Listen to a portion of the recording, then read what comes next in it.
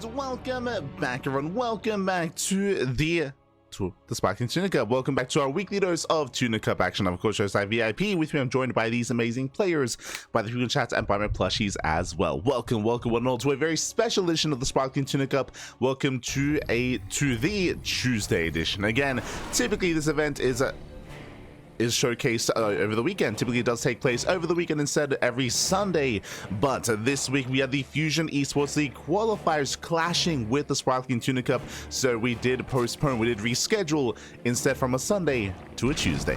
Let's go. So jumping into our first series, exclamation mark B in the chat. If you guys want to have a look at the bracket yourselves, the bracket is live, the bracket is stacked, the bracket is looking beautiful. We got some first-time players as well. I'm excited to get into it. For the time being, though, we're jumping on in and spawning in the bottom right-hand corner of Incorporeal. We have the Finnish Zerg player. We have the Blue Zerg representing Blem. It is Mixu. And spawning in the top left-hand corner, we have his opponent. We have the South Korean Protoss player, the Pink Protoss, representing among SE2 people. It is Ateshi. And if you're in the chat, you know what time it is. It is Gamba time. Predictions are now open. Place your bets on who you think will claim the series. Best of luck in the chat as we jump into our PVZ. As we jump into our first series of the broadcast. Again, we'll be getting into the rest of the bracket after this initial matchup. For now, though, we're settling in. Game one going to be on Incorporeal, one of the, I would say, larger maps of the map, a little bit of a longer rushes than Spy Grounds. But the bases are a little bit more spread out here. We don't often get to see many games on Incorporeal. Oh my god, as Mixu has to calm down a little bit there. Did actually stack his workers for a moment. Boy, calming down. Meanwhile, when it comes to Ateshi, when it comes to our Korean Protoss player, he is a very stylistic player. Very often we do see him go for some more quirky builds, some more unorthodox styles. We've seen a lot of all-ins, we've seen a lot of, say, Skytoss rushes, for example. So Ateshi is a very, again, intentional, very particular player here, not the most standard. And Mixu has had plenty of experience with Ateshi. So show us what you got. Show us what you got. But now, standard openers, hatch gas pool, gate expand into the cyber core as well. But our eyes are on our players here. Our eyes are going to be on Ateshi when it comes to his second choice. When it comes to how hard he commits to the Stargate, as we do have the initial Stargate opener. From here, we can go Oracle into a third base, into plus unleveling Stalker, or we can go for a second Stargate into a Fleet Beacon. I'm getting ahead of myself here just because of the history and because of what Ateshi is known for, but we'll see. We shall see. Everything so far looking normal. Likewise, Mixu does poke in with the Overlord. He will get eyes on the Stargate. Queen birth successful. Mixu is aware. He is aware. Also, before I forget, alright, yeah, of course, in the chat, get your predictions in while you can. They're about to close. The Gamba time. It's about to close, Matthew. Predict while you can. Shout out to the tuna. Beautiful, beautiful. Cool t-shirt, Senor Lights. Oh, thank you. It blends into the background. Yo, shout to Zeph. It's been so long. Hope you're doing well. Aye. As we're settling in. Now we do have our initial Oracle opener. Out of Ateshi. Nothing too crazy. We can see Mixu actually going in for a follow-up scout. Does confirm, does get eyes on the Oracle as well, and can always try to dip back in to see if we do have something more sinister on the way behind this. The Oracle is, or the Overlord is, in position. As Ateshi is setting up. And speaking of second Oracles on the way, we do have an earlier Roach Warren here at Mixu. 345 Roach Warren. Okay. Much more earlier here than normal. A much more aggressive timing from the side of Mixu. Let's go. You have my attention. So very early Warren. Lings, they do fan out. It's going to be up to Ateshi here to scout. To confirm, to get an eye on what is going on. To get vision on the initial Roach Warren. As we're setting up stasis traps early on, this is something we're not really used to here, but a very defensive setup. The Oracle is kept at home at zero scouting whatsoever, at least with the Oracle, and no vision behind this, going for his initial forge. Again, staying pinned back. At the same time, Mixu, yep, he's going for the all-in. We're amassing our roaches, we're spreading creep, and the queens, they're starting to walk across the map. Yeah, we're gonna send it. And again, Ateshi has no idea. Yes, he does have a stasis trap here, but he has no other setup. Yeah, it's taking up as we speak. Twilight Council's also on the way. The army starts to move out. Stasis Trap is going to be baited out. Does get eyes on at least some Zerglings. But he sees nothing else. The all-in is coming his way, and still no vision from Ateshi, still no idea. No shield. Oh, there's one shield battery here at the third. No shield battery at the natural. Lings are moving in. Oh, setting up the surround. Baiting out the army. Yeah, trying to lure him out, trying to set up that surround. Roaches are amassing. Now he gets spotted. Now he knows. Now he sees. Now he knows. Now we have some reactive shield batteries, but they're so delayed. They're so late here for Ateshi. Ay, ay, ay. The oracles move in, but that's what the queen's going to be for. And here they come. The queens are whirling across the map. 3 queens have arrived. They will zone away the oracles. Lings, they come in for that surround. And they catch out a stalker. They catch out the adepts. Oh, there's just the one pylon. And with that, Mixu, he should break through. He should break through. He should be able to overwhelm. The pylon goes down. Depowers the shield battery. There's 3 stalkers ready. The vials. Oh my god, the vials do connect. And there's nothing left. There's nothing here. The oracles, they survive. But again, the queens will zone the way. Now we can focus our attention on the natural. And there's what, 1 adept left. Oracles, they do rotate. They do reposition. But again, Ateshi, he was just playing so blind this game. Going into DTs. Bold move. Bold move out of Ateshi. Going into the Dark Templar, but again, he had no vision and no scouting, whether it was with the depths, whether it was with a sentry, whether with the oracles. He was just staying back home. GG gets called, and Mixu, he will overwhelm. He will take game number 1. GG.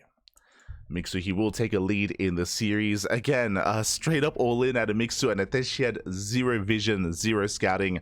Unfortunately, again, as you mentioned, a bit of a peculiar start out of Ateshi to open up with the Oracle, but to keep the Oracle back home, to throw down a safety stasis trap as well. In a way, yes, kind of safe setup there, but at the same time, he had no idea what was going on. If he was aware, he could set up shield batteries ahead of time. He could abandon his third base and set up a defense at the natural. He could have made some other decisions, could have had some kind of preparation. But again, he had no idea until it was already knocking down his front door, until it was already in his face with that GG. GG, well played. And Mixu will take a lead in the series, and now we're jumping to game number 2. Let's go. Let us go. We're jumping into game 2 here. And we'll see if Ateshi is able to bring us back and force the ace match, or if Mixu will take it from here. Let's go. Let's go. As we're going to be loading into one of the more standard maps in the map pool. Welcome to Leylines, of course. Leylines does have, I would say, a little bit more middle of the road here. It's not as small as Pylon, not as large as Maganatha. Let's jump in. As spawning in the right-hand corner, we have our Finnish Zerg player, the Blue Zerg, representing, Clan Blam. It is Mixu.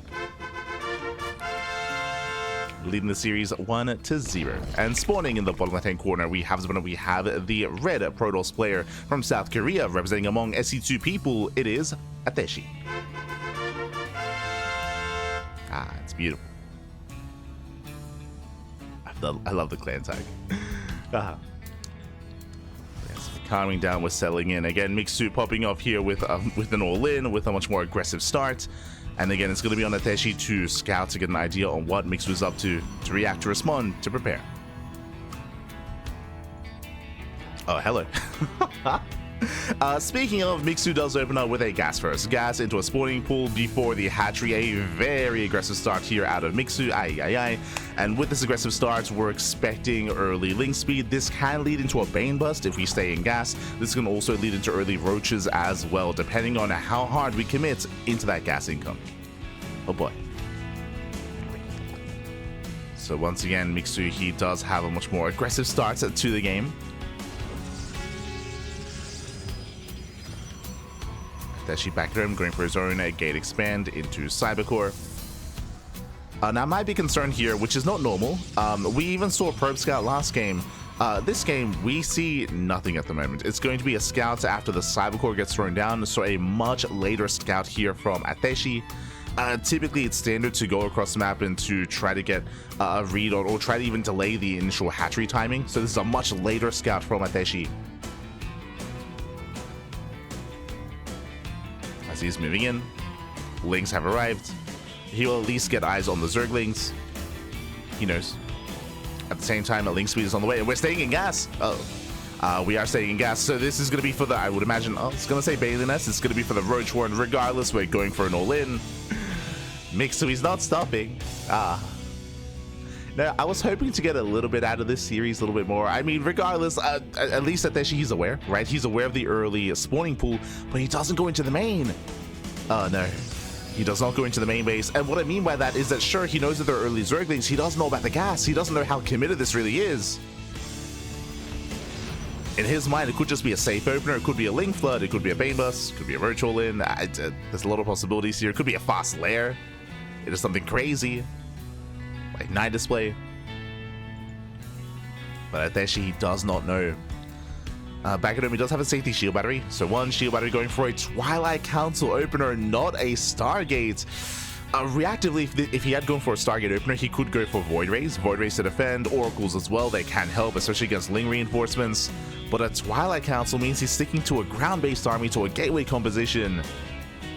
And that's where a Roach All-In like this, a Ravager All-In, can excel. As this tech of choice is not going to come into play. It's just not going to be a factor. The best we can hope for, yeah, is DTs. So the best we can hope for here is that Ateshi is able to buy enough time to warp in Dark Templar, bearing in mind there's no lair, right? There's no lair, there's no detection. DTs could potentially defend, but we have to survive long enough to actually warp in Dark Templar. And here comes Mixu. Yeah, here comes Mixu. Mixu, the Roaches and Ravagers are moving in. Lings are building up. Mixu cutting workers at 16. He has not made a drone in quite some time. And it's go time. This one, it is go time. Behind this, we have a second shield battery on the way. Ateshi trying to... sorry, that's a pylon. Never mind. Never mind.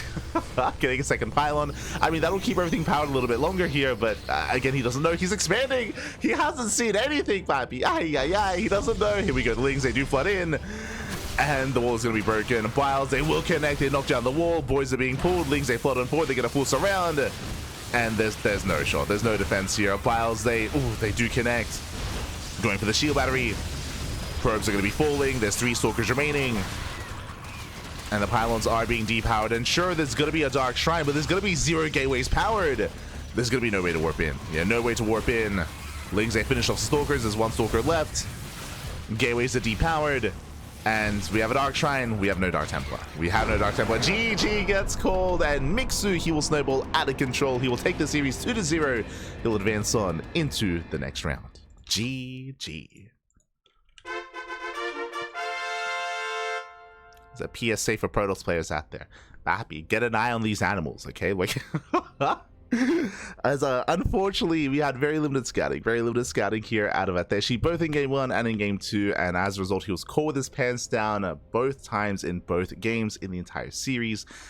Oh, GG, well played. Congratulations to Mixu. Mixu, he will claim the series here. Ateshi will be knocked out in the first round. My condolences to Ateshi. He's a great player. Again, we've seen Ateshi excel in the mid game. He can be an amazing player, but he did not get there, did not get to the mid game. Mixu did make sure that never happened. Made sure that never happened. GG, well played.